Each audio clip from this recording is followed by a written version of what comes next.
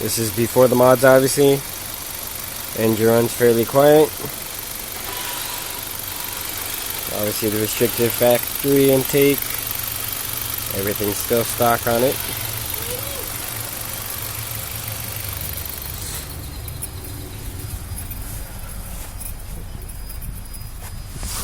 And obviously still factory tailpipe.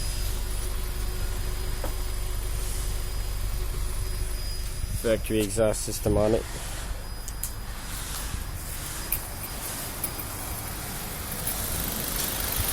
It's fairly quiet at this stage. So I will do a load up as soon as I get the mods on there. This is the in-cabin sound, stock.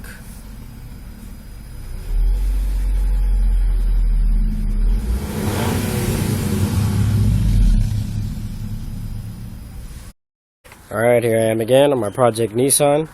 The 2005 2.5 4-cylinder.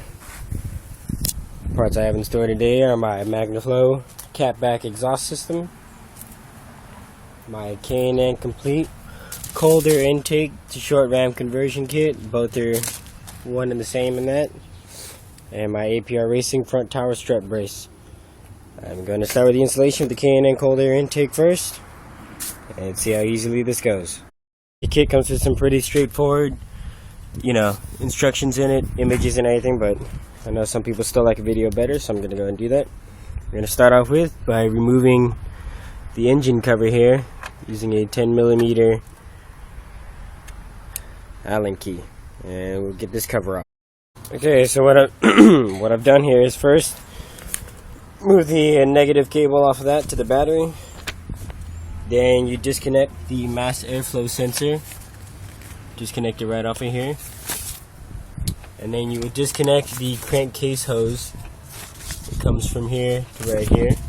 You see I have the parts right here on the ground. I like to try to keep the bolts underneath everything where it stays. And next we will be moving the transmission vent hose. Did y'all hear that? Now we'll be loosening up the clamps next. Okay, so now that we have loosened up the clamp over here, have disconnected the 2 clip pins that hold the mass airflow sensor in place, and remove the 2 clips on the air filter cleaner box here. We can remove the upper air filter unit, and it will have these parts like this, which you will kind of have to rotate the box a little bit to pop it out. I had to do it with 2 hands, so I couldn't record it. But after that, this whole assembly will then be able to be removed. Of course, I'm going to need 2 hands again, so I'll have to stop this video momentarily. Okay, so there's the upper air filter assembly removed in one solid piece. Still got the mass airflow sensor section there. You're going to need that for your K&N kit. And this is what it'll look like at this stage. Should just have a giant void there. Alright, well, the lower half of the air cleaner box is really just held in by this one bolt here. You take that bolt out, you get this whole assembly to come out nice and clean. Oh, and then took out that piece also that comes from the front of the filter to up here because it was kind of just in my way anyway. Now you can see, clearing out the room for your K&N kit to go in. Okay, and next you're going to want to move your wheel out the way a little bit because you're going to have to get up under the wheel well here. Remove these 4. There was one right there. It's gone already. Remove these 4 here so you can drop this out. Okay, now from that wheel arch we removed that fender mounter. You should be able to see that. And we are going underneath the vehicle now. There's a screw here and another screw over here. You might have to jack the vehicle up to do something like this, but luckily I have my right angle screwdriver and I will be able to do this without having to lift the vehicle, but you might have to lift the vehicle. And actually I would highly advise towards getting one of these. I got it at Harbor Freight. Very cheap, but it does the job. Came with about 6, 7 different bits. ratcheting. Right angle screwdriver is a pretty nifty little tool for, you know, situations like this. Okay, so now that we've removed those screws, we can go ahead and pull out this inner. As you can see where I'm at, I'm still here at the wheel. I don't know if it'll focus for you or not. This is where we pulled off that other valance right here. We should have just a couple more clips to be able to detach this one the same. And now we're inside the wheel well after we remove that second valance. We have the air intake resonator here, secured by a couple of bolts. We will remove those bolts. I have to find the other one still. We'll remove those and bring out the resonator. Alright, well, once you pull out that air intake resonator, we'll move back over here. Move this clamp to get the unit for the mass airflow sensor. Okay, and next, you're going to disassemble. This is the one piece earlier, the first one we took off. You're going to disassemble it so that you can get the mass airflow sensor unit out of there. Be sure to keep this part nice and clean. Okay, so now you're going to take the stock mass airflow unit here. Put the sensor port up. And get this piece of hardware, the K&N piece mounted on top. You're not going to reuse the same bolts it came with. You're going to use 3 of these short button head screws that come with the K&N kit.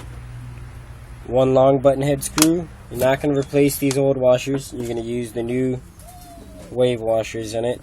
And for some reason it's only 1 nut, and that's going to go on this corner here, because this corner on the front of it is where you're going to mount your brace.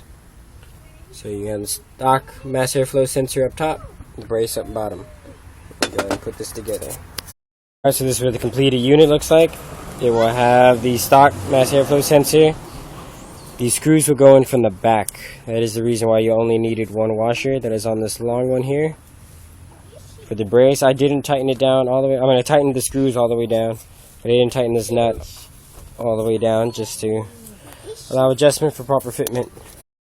Okay, well, this part took a little longer than I expected. You get the hose here, get the silicone with the 2 clamps, tighten it loosely in place.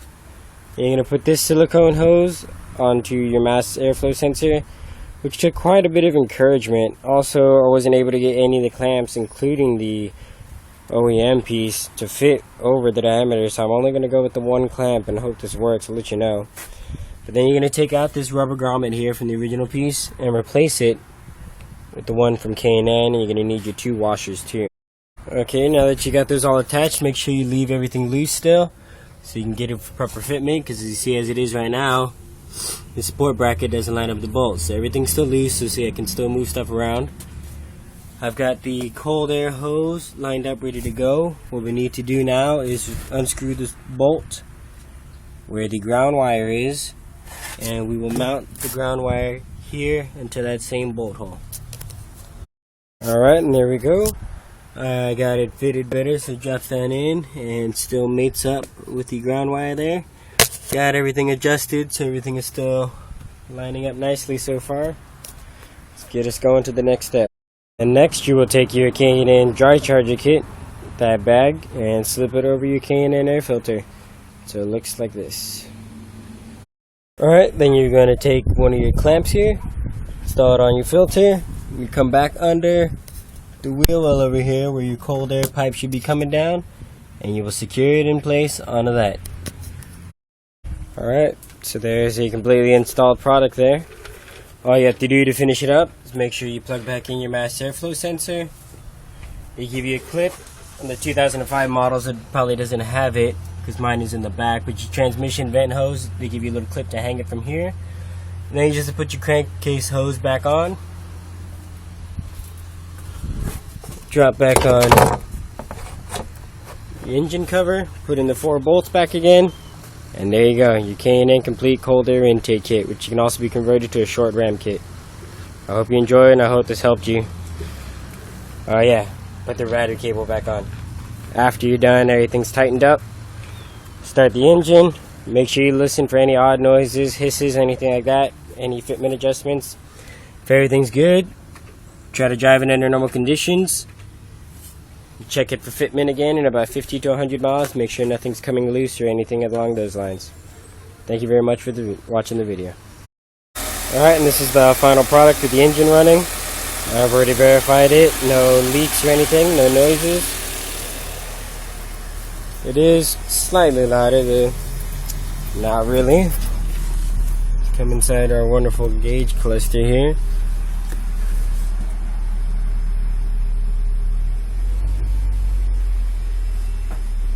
I'll give some rev up videos in a little while after I get these other parts on.